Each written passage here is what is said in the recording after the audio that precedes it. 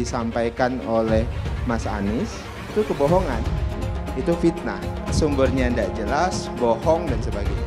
Saya lanjut ke Pak Anies dan ini paling banyak bohongnya, ya, paling banyak bohongnya. Ini bengis sekali ini pernyataan, bengis dan jahat, hanya untuk tujuan menjatuhkan Pak Prabowo, kemudian menggunakan data palsu dan bohong. Dan publik itu sudah mendengarkan pernyataan bohong itu. Dan sebagian publik itu sudah mengkonsumsi pernyataan bohong itu. Dan itu berbahaya. Itu pernyataan bohong yang luar biasa. Saya lupa bilang, walau terlambat, mau mengucapkan terima kasih kepada Pak Prabowo Subianto, di mana Pak Prabowo pernah menggadaikan tanah pribadinya untuk mengusung dan membantu Pak Anies jadi gubernur.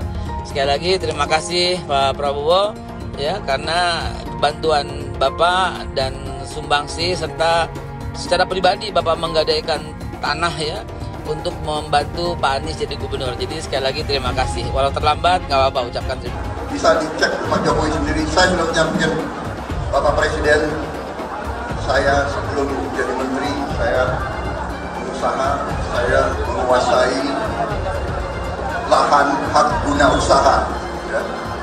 Hak guna usaha. Kemarin juga salah-salah melulu itu. Bukan 343.000 hektar, bukan. Mendekati 500.000 hektar.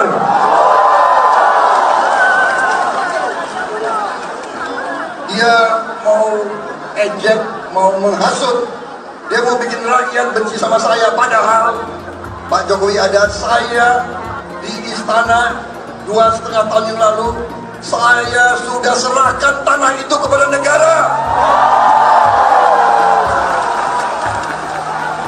Saya sampaikan ke Bapak Presiden, kalau lahan ini dibutuhkan untuk lumbung pangan bangsa Indonesia, pakai lahan HGU saya, gunakan, saya siap. Bapak Presiden menyampaikan, Bapak punya lahan lebih dari 340.000 hektar, sementara TNI prajurit kita selebih dari separuh tidak punya rumah dinas. Itu fakta, tidak perlu dibicarakan secara tertutup. Itu kekurangan yang harus kita perbaiki.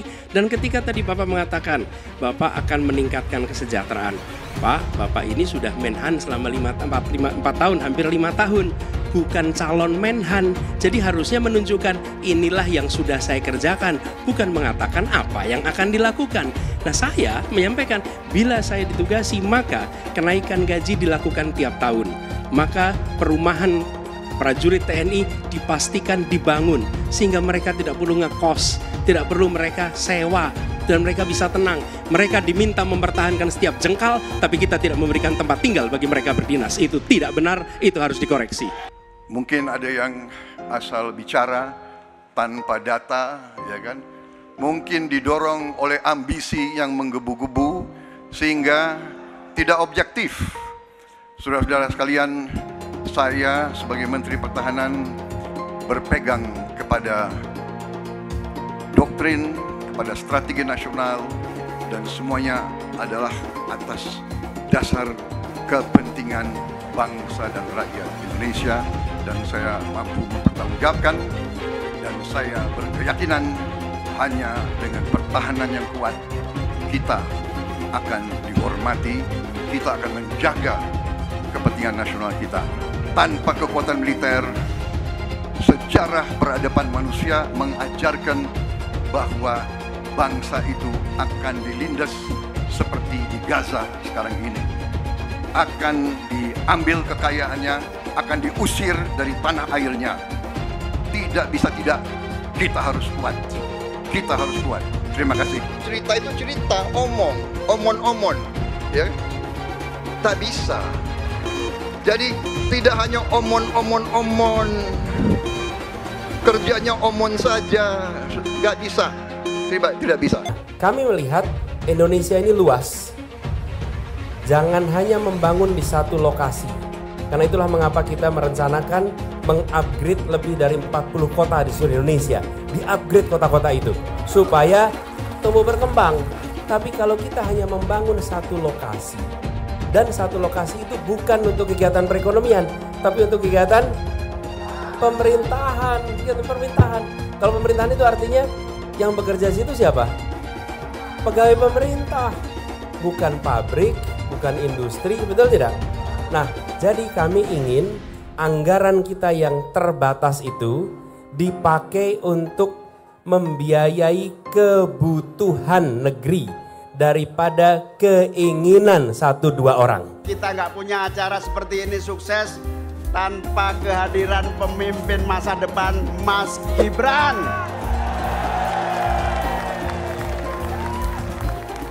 Matur nuwun, mana Mas Gibran? Matur nuwun, wali kota terpopuler di dunia. Lebih populer saat jadi wali kota dibanding bapaknya. Untuk membuka peluang, saya juga akan membuka program Creative Hub. Solo Technopark sekarang sudah kami revitalisasi. Di sana ada kantornya Garena. Kalau kalian suka main Free Fire, main Call of Duty, ini tempatnya di sana. Kita punya sekolah cyber security. Kita juga punya sekolah tas bawah air, juga gajinya mahal sekali. Lalu kita punya juga sekolah membuat game dari Acer. Semua brand-brand besar berkumpul di situ. Gojek, Tokopedia, Shopee, Acer. Di situ juga ada tempat futsal gratis, tempat basket gratis. Kalian mau bikin acara apapun kita gratiskan di situ. Mas Gibran yang dibilang anak ingusan, ya kan, nggak ada apa-apanya, ya kan, hanya karena anaknya Jokowi dihina, diejek, ya kan, ternyata tampil dengan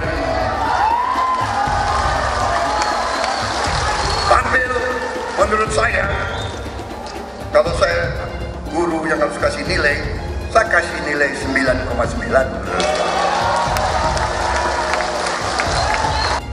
Anak muda katanya kurang berpengalaman, tetapi waktu itu saya berpikir, kalau saya pilih orang yang sangat berpengalaman, ya, kalau pengalamannya baik.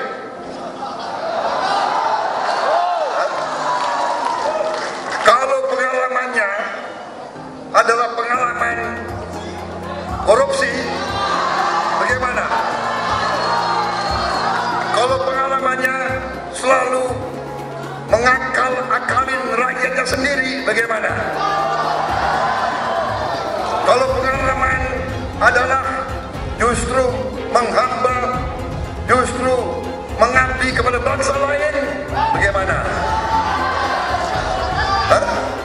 Mendingan kita milih anak muda yang masih bisa kita bina, kita gembleng, apalagi dibantu digembleng oleh orang tuanya sendiri, saudara sekalian.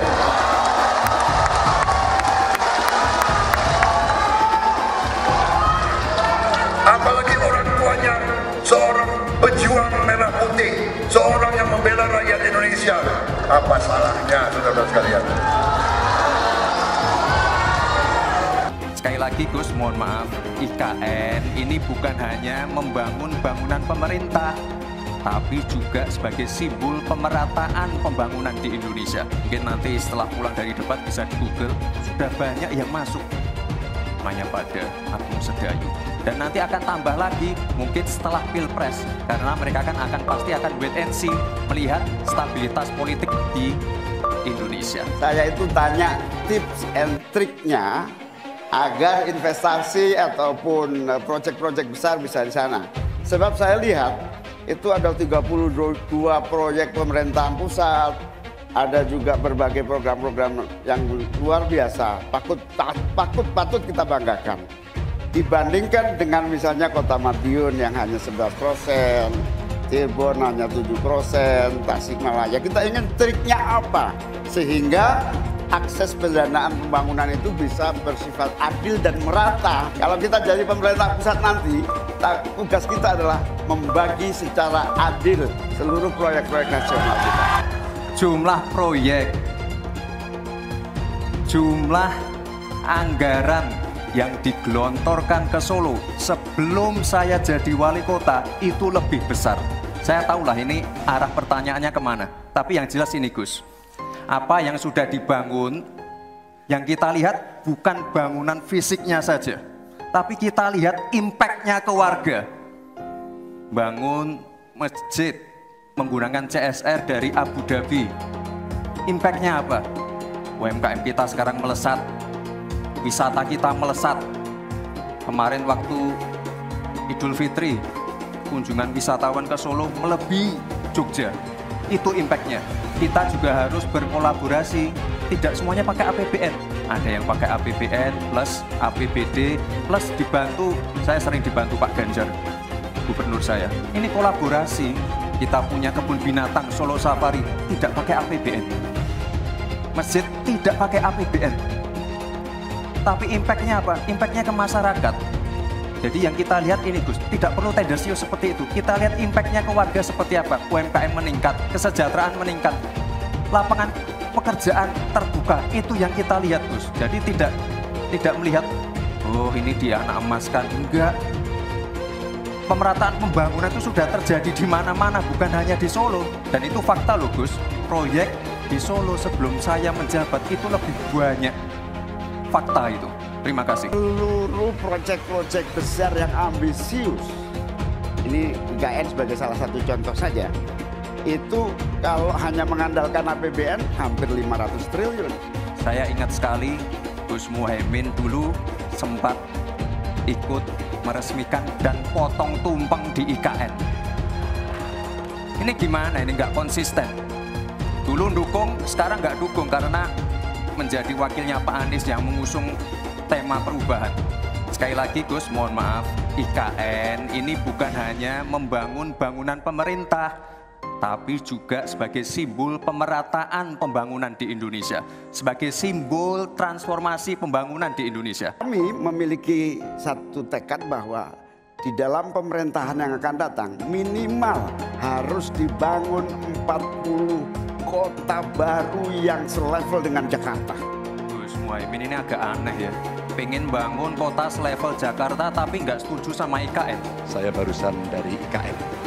Mas Anies, dengan berbagai kondisi yang ada di Jakarta, apa pendapat Mas Anies ketika kemudian Indonesia sentris itu ingin dibangun, mimpi besar anak bangsa sejak presiden sebelumnya ingin dibangun untuk memindahkan ibu kota dari Jakarta ke IKN? IKN hanya membangun tempat untuk aparat sipil negara bekerja, bukan untuk rakyat. Jadi jangan kita meniru pemerintah Belanda. Mereka punya kota tua, ketika kota tua turun permukaan mereka pindah ke selatan, bikin di sekitar Monas, ditinggalkan, masalah tidak diselesaikan. Kita harus menghadapi masalah dengan menyelesaikan. Apakah boleh saya simpulkan kalau begitu Mas Anies dalam posisi yang oposisi terhadap beberapa kebijakan termasuk IKN, menolak IKN dilanjutkan? Saat bicara tentang ibu kota baru kita, banyak orang bilang ngapain keluarin 470 triliun buat IKN, mending dibagi-bagiin ke orang miskin. Itu pola pikir yang sempit, yang cuma mikirin solusi sementara. Kepadatan penduduk, populasi yang membludak, polusi yang semakin parah, itu semua jadi permasalahan yang harus dipikirkan solusi jangka panjangnya. Dan IKN adalah solusi tersebut. IKN dibangun untuk menyelesaikan permasalahan yang sekarang sekaligus mencegah permasalahan yang mungkin akan datang di masa depan. Kesejahteraan masyarakat Indonesia harus menjadi prioritas utama. Milih Anies dan Imin setidaknya sudah menyelamatkan Indonesia dari kehancuran. Gus Dur saja dikudetanya, apalagi rakyat. Yang satu memang jago kata-kata, jago beretorika, nggak kelawan kalau soal kata-kata. Di sisi lain, kita sama-sama melihat yang sudah ditulis pakai tangan dia sendiri, pakai hati dia sendiri, lagi dia ingkari, apalagi hanya mengandalkan kata-kata dan janji. Pun demikian dengan janji Cak Ponimin. Gus Muhaimin memberikan program siapapun yang hamil yang ada di muka bumi Indonesia ini akan diberikan tunjangan selama hamil. Karena itu yang masih jomblo secepatnya nikah, hamil dibiayai kehamilannya oleh Gus Muhaimin, akan mendapatkan subsidi, akan mendapatkan tunjangan rata-rata 6 juta selama kehamilan. Gus Muhaimin dan PKB menang. Semua yang punya sepeda motor, BBM-nya kita subsidi gratis tanpa biaya. Siapa yang di sini punya sepeda motor? Tahun 2024 PKB menang, Gus Muhaimin presiden, disubsidi serendah-rendahnya harga subsidi BBM. Kalau PKB sekarang bukan PKB Gus Dur, ini PKB Caimin. Jadi beda, PKB-nya sudah beda. Jadi nggak bisa lagi menurut saya, memang masih tetap jualan nama Gus Dur, itu ada larangannya jelas sekali. Tapi ya namanya orang masih mencuri-curi, kebiasaan kayaknya mencuri-curi. Mencuri partai, sekarang mencuri gambar. Gus Dur pendiri partai, orang yang dikatakan oleh Caimin sebagai guru politiknya, malah dikudeta, apalagi rakyat. Susah kan mau milih pemimpin seperti itu nanti? Pak Prabowo hari ini adalah calon presiden dari Partai Gerindra. Saya sampaikan berkali-kali bahwa saya tidak ingin menjegal, saya tidak mau menjadi orang yang dibawa untuk berhadapan dengan Pak Prabowo dan menghentikan Pak Prabowo. Saya tidak mau. Dan saya katakan itu kepada siapapun yang datang kepada saya untuk berbicara tentang calon presiden. Yang nanti anak saya dan anak-anak saya akan ingat itu. Nah, saya tidak mau mengkhianati, menikam pada orang yang dulu sudah bekerja, membantu, dan berjuang bersama. Jangan sampai Indonesia jatuh ke tangan pembohong. Jangan sampai Indonesia jatuh ke tangan Anies Baswedan. Anies pintar asumsi bukan pintar bicara, tidak pintar kerja. DKI Jakarta sudah menjadi parameter Anies tidak pantas jadi presiden. Saya mensyukuri kenapa kalah, kenapa ditahan. Saya bersyukur atas itu semua. Saya coba bayangkan ya, kalau seandainya waktu itu kita menang gitu ya, hari ini belum tentu kita bisa nikmati seperti ini. Kita bersyukur 5 tahun Tuhan izinkan kasih ke orang yang pintar ngomong untuk kerja. Coba kalau kita bayangkan gitu ya, kalau kemarin saya masih jadi gubernur, ini saya udah turun ini. Tapi yang pintar ngomong itu dikira orang hebat kan? Ini lebih berbahaya tahun 2024, langsung ketahuan karakternya. Langsung ketahuan itu. Di saya juga ada kutipan Pak di kamar saya Pak. Tulisannya, Jakarta telah mengambil keputusan yang fatal. Bilang dihalang-halangi, Anies masih sering bikin acara di sana-sini. Bebas pula. Duh, nggak capek apa ngibulin rakyat mulu, Pak? Nah, yang gue pertanyakan nih, Anies itu kampanye di mana-mana sering naik pesawat jet. Nah, pesawat jet biaya sewanya dari mana, Pak? Atau itu pesawat jetnya siapa, Pak? Coba jujur deh. Karena setahu gue nih, itu punya bos Anda, Surya Paloh. Anies bicara soal pendidikan. Padahal waktu dia di Jakarta, dia sendiri nggak mampu buat memberikan bangku sekolah yang cukup waktu mimpin di Jakarta. Artinya, dia nggak mampu memberikan bukti kalau omongan dia itu bisa dilaksanakan. Anies bilang, setiap jabatan harus diisi sama orang-orang yang kompeten. Lah, faktanya di Jakarta, beberapa jabatan diisi sama orang-orang dekatnya dia. Nggak kompeten pula. Terus TGUPP, itu yang jumlahnya seabrek-abrek, fungsinya buat apa, Pak? Kok Jakarta makin berantakan sih? Sekali lagi, Anies nggak bisa membuktikan omongannya. Anies bilang dia akan membuka lapangan kerja. Yang dulu janjinya 200.000 lapangan kerja, ternyata cuma omong kosong, alias cuma janji palsu. Soal pembangunan yang berkelanjutan. Dia bilang di Jakarta dia udah meneruskan yang udah baik. Lu jangan percaya ya, itu ngibul. Faktanya nggak seperti itu loh. Belum lagi nih, program penanggulangan banjir. Jadi di daerah Jakarta itu ada daerah yang sebelumnya udah bebas banjir. Pas Anies mimpin, kok bisa-bisanya daerah itu banjir lagi? Gimana nggak banjir kalau kalinya udah nggak pernah dikeruk sama dibersihin, Pak? Kalau soal Jakarta, gue bisa bicara banyak deh. Jadi gue saksi bobroknya kepemimpinan Anies di Jakarta. Dan gue bisa pastiin, omongan manisnya Anies soal apa yang dia lakukan waktu mimpin Jakarta itu banyak ngibulnya. PKI yang kita harapkan, Anies Baswedan yang begitu jelas Islamnya, 4 tahun 8 bulan jadi gubernur. Mana peraturan pergub saja yang melarang miras? Mana? perda Islam apalagi, yang akhirnya tidak berani juga menegakkan hukum Islam. Banjir tetap banjir, macet tetap macet, kriminalitas Jakarta. Anda tahu, 2 menit sekali terjadi pencurian. Sekarang orang sedang euforia, dia mau dicapreskan. Bagaimana umat terjebak lagi, bodoh lagi, masuk lagi. Kalau misalnya memang Anies itu mau maju dan dia tekad mau menegakkan hukum Islam dan menyatakan perlawanan, saya penuh.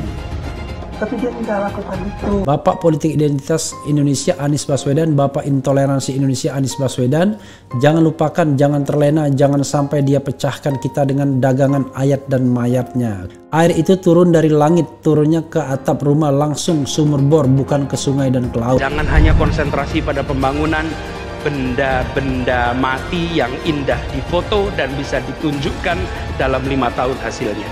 Kalau kita mau menilai sebuah janji, maka lihat janjinya atau lihat kenyataannya. Dulu janjinya apa ya? Dan ini aneh, betul-betul aneh. Ini bukan kampanye, tapi saya sampaikan sini.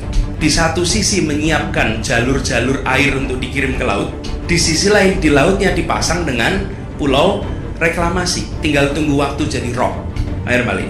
Dan ini melawan sunatullah. Kenapa? Air itu turun dari langit ke bumi, bukan ke laut.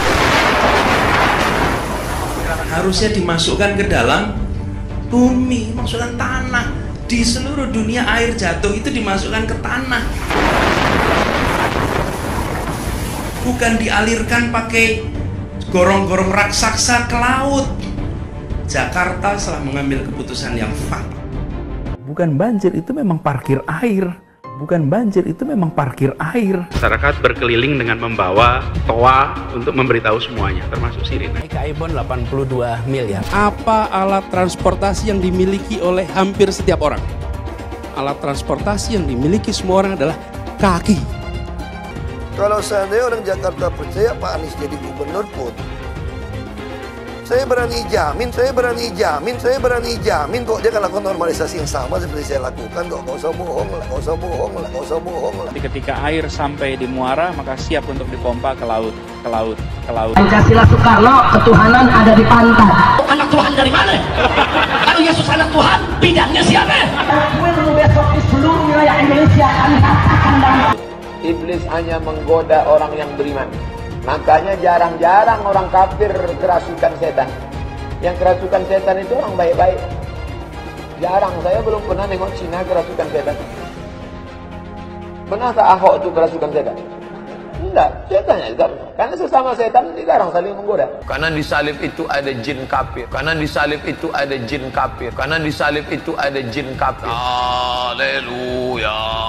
Kepalanya ke kiri apa ke kanan?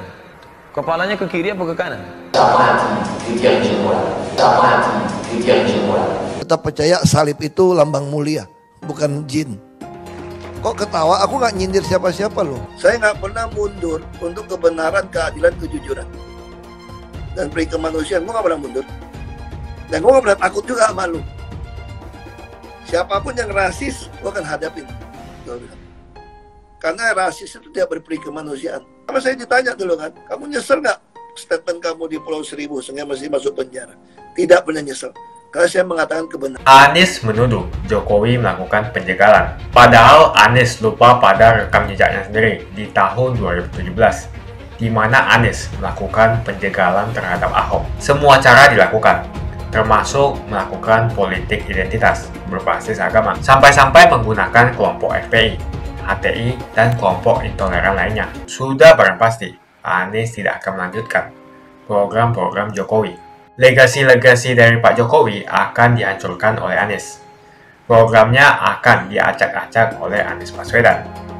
Lihat Jakarta, hancur semua. Semisalnya Anies menang, maka Ibu Kota Baru atau IKN nggak akan jalan. Pembangunan akan di-stop. Kita bisa melihat rekam jejak Anies saat menjabat di Jakarta selama 5 tahun. Tidak ada satupun janji yang dipenuhi dan tidak ada kinerja yang bisa dibanggakan. Dari DP 0%, GOC, kelebihan bayar, Formula E, banjir, sumur resapan, jalan rusak, dan gonta-ganti nama jalan. Jika Anies menang, maka FPI dan HTI, Ormas Khilafah, akan kembali. Apa kita mau Pancasila diganti oleh Khilafah? Bagian Indonesia Timur yang mayoritas non-muslim pasti tidak akan setuju dengan khilafah. Mungkin Indonesia akan bubar jika Anies memimpin. Perkataan Ahok sudah terbukti dan Jakarta sudah menjadi korban. Jangan biarkan Indonesia menjadi korban kibulan Anies Baswedan. Itu hal yang wajar ya, kalau tudingan itu bentuknya fitnah dan bohong, itu pasti marah. Kenapa? Karena sebagian besar yang disampaikan oleh Mas Anies, sebagian besar yang disampaikan oleh Pak Ganjar itu kebohongan, itu fitnah. Mulai dari yang pertama, Mas Ganjar misalnya menyebut bahwasannya salah satunya adalah misalnya ada pesawat bekas yang akan dan itu berulang kali para tim jubir juga melakukan itu yang saya hadapi itu, bahwasannya akan ada pesawat Emirates yang dihibahkan, misalnya begitu ya, dihibahkan dan itu tidak harus dibeli. Dan itu berdasarkan keterangan Pak Yuwono Sudarso. Kami sejak awal sudah checking. Pertama misalnya Pak Imam Sufaat yang pada saat itu menjadi kasau. Pak Imam Sufaat sebagai user menyatakan tidak pernah ada rencana hibah dari pemerintah Qatar. Baik secara lisan disampaikan ke mereka atau secara tulisan. Tentu harus ada dokumennya yang jelas terkait perencanaan itu. Kalau hanya klaim ada mau hibah dan segala macam, itu bukan kebijakan pemerintah. Jadi tidak ada sama sekali. Bahkan ketika rame-rame hibah itu, Kementerian Pertahanan cek kepada Qatar, betul nggak Anda ingin hibah pada tahun sekitar 29 sampai 2012 itu? Tidak ada rencana mereka melakukan hibah. Jadi hanya berangkat dari klaim itu. Itu pertama. Jadi sumbernya tidak jelas, bohong dan sebagainya. Pak Prabowo itu orangnya otentik, genuine. Jadi ketika harus sedih ya sedih begitu, ketika harus marah ya marah, ketika harus gembira ya gembira gitu. Pak Prabowo tidak pernah menunjukkan kepalsuan, tidak bisa acting begitu. Jadi ya otentik, dia akan muncul sebagaimana mestinya dalam suasana yang tepat. Itu pertama. Kemudian kedua, kalau kita lihat debat kemarin itu kan seperti apa? Seperti debat antara presiden dan dua orang pengamat, kira-kira begitu. Jadi memang Pak Prabowo dalam posisi tentu diserang. Itu hal yang wajar dan mafhum. Kami melihatnya mafhum saja. Jadi sehingga kita berkeyakinan memang posisi Pak Prabowo adalah posisi di atas angin begitu, dan memang posisi yang maju dan posisi yang menang, kira-kira begitu. Saya lanjut ke Pak Anies dan ini paling banyak bohongnya. Ya, paling banyak bohongnya ya. Pak Anies menyebutkan 700 triliun anggaran Kemhan digunakan untuk belanja alutsista bekas. Ini bengis sekali ini pernyataan, bengis dan jahat. Hanya untuk tujuan menjatuhkan Pak Prabowo, kemudian menggunakan data palsu dan bohong. Kenapa begitu? Pertama, saya mulai dari 2023 saja. Di 2023 anggaran Kemhan itu 131 triliun. Oke, yang digunakan untuk belanja alutsista itu sekitar 30-an triliun. Ya. Jadi dan belanja alutsista itu ya macam-macam. Belanja kesejahteraan prajurit, untuk belanja macam-macam, semuanya perawatan itu sudah termasuk. Itu 2023. Nah kan kemudian kemarin hari ini itu diklarifikasi oleh para jubirnya. Para jubirnya bilang tidak, maksud Pak Anies bukan 700 triliun tapi akumulatif dari 2020 sampai 2024. Tapi kan itu nggak disebutkan. Ya kan? Nggak disebutkan pada saat, karena kalimat yang digunakan oleh Mas Anies adalah belanja alutsista bekas sebesar 700 triliun. Dan publik itu sudah mendengarkan pernyataan bohong itu. Dan sebagian publik itu sudah mengkonsumsi pernyataan bohong itu. Dan itu berbahaya. Itu pernyataan bohong yang luar biasa. Karena apa? Karena secara akumulatif misalnya kalau 2020 sampai 2024 itu nggak sampai 700 triliun juga. Totalnya sekitar 680-an triliun. Iya, 97 triliun. Dan jangan lupa, itu bukan untuk belanja alutsista. Itu untuk belanja secara akumulatif semua kepentingan Mabes TNI dan 3 matranya. Jangan lupa, untuk bagian itu tidak ada kesempatan Pak Prabowo untuk mengklarifikasi.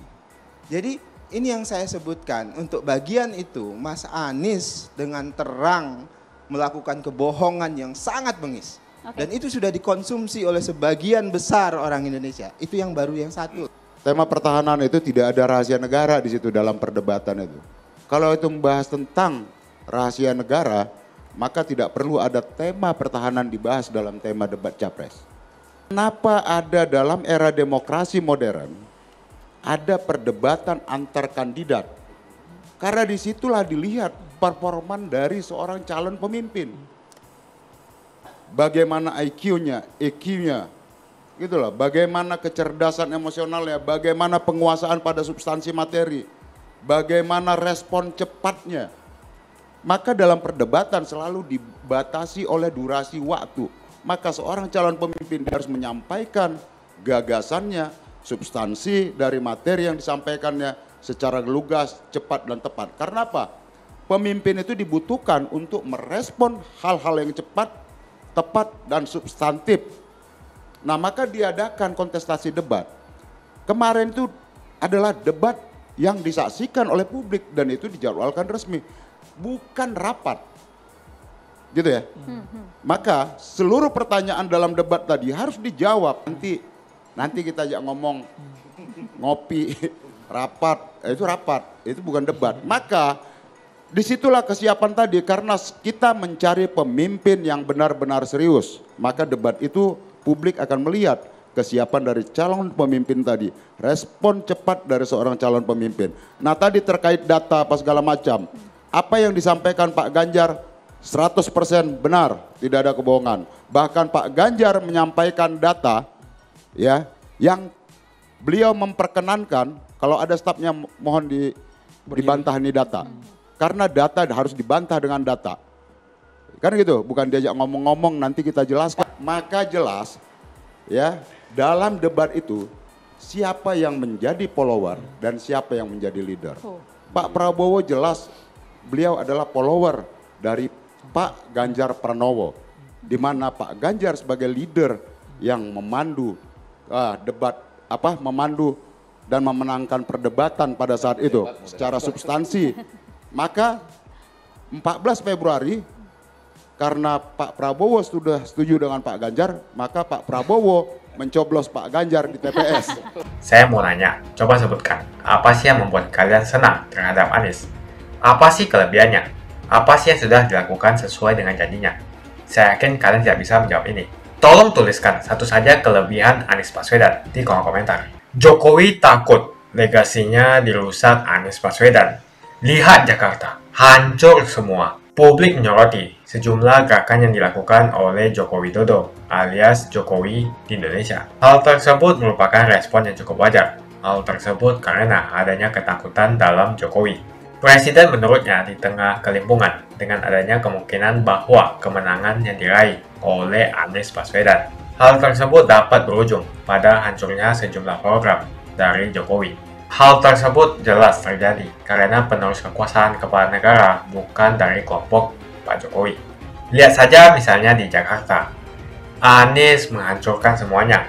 Legasi-legasi dari Pak Jokowi akan dihancurkan oleh Anies. Programnya akan diacak-acak oleh Anies Baswedan.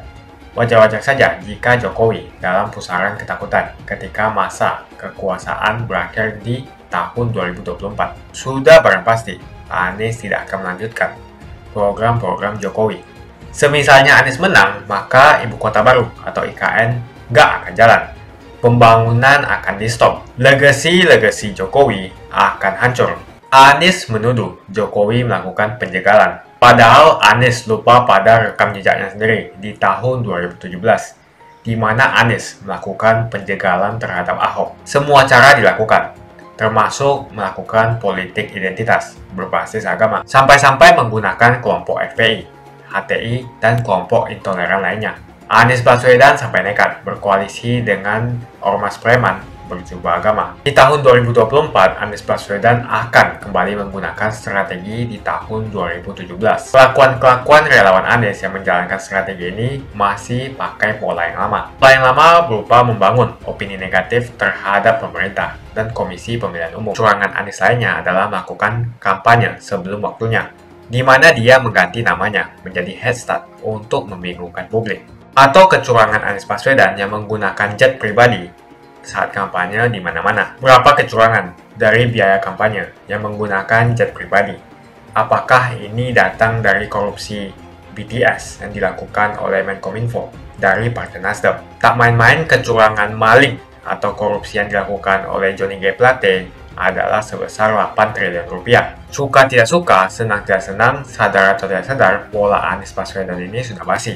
Nampaknya para relawan Anies sudah tak punya cara atau metode lain dalam berkampanye sehingga memainkan strategi play victim. Memang basi sih strategi ini, tapi sangat terbukti ampuh, apalagi jika ditambahkan dengan jualan isu agama. Tampaknya sih sulit menjual isu agama karena ketiga bakal calon mempunyai agama yang sama. Ataukah mereka akan bikin heboh lagi dengan menyebarkan hoax bahwa Ganjar akan diisukan sebagai seorang yang beragama kafir? Atau mungkin mereka akan membuat hoax bahwa Ganjar adalah anak PKI, ataukah Ganjar Pranowo adalah keturunan non-muslim? Kita bisa melihat rekam jejak Anies saat menjabat di Jakarta selama 5 tahun. Tidak ada satupun janji yang dipenuhi dan tidak ada kinerja yang bisa dibanggakan. Dari DP 0%, OKOC, kelebihan bayar, Formula E, banjir, sumur resapan, jalan rusak, dan gonta-ganti nama jalan. Diketahui Anies pun masih berhutang 100 miliar kepada Sandiaga Uno, dan sampai saat ini belum dibayarkan. Untuk jadi gubernur saja, Anies sampai berhutang 100 miliar kepada Sandiaga Uno, dan belum dibayarkan. Apalagi jadi presiden, berapa triliun yang akan Anies hutangkan? Dan bagaimana Anies bisa membayar utang triliunan itu? Apakah Indonesia siap untuk dijual? Jika Anies menang, maka FPI dan HTI, Ormas Khilafah, akan kembali. Apa kita mau Pancasila diganti oleh Khilafah? Bagian Indonesia Timur yang mayoritas non-muslim pasti tidak akan setuju dengan Khilafah. Mungkin Indonesia akan bubar jika Anies memimpin. Perkataan Ahok sudah terbukti dan Jakarta sudah menjadi korban. Jangan biarkan Indonesia menjadi korban kibulan Anies Baswedan. Begitu saja opini saya tentang Anies Baswedan. Bagaimana opini kalian? Tuliskan di kolom komentar. Pastikan kalian semua menekan like di video ini. Dan jangan lupa bagikan video ini ke teman dan family Anda supaya mereka semua mengetahui tentang informasi ini. Tekan tombol subscribe dan bunyikan lonceng notifikasi supaya kamu tidak ketinggalan.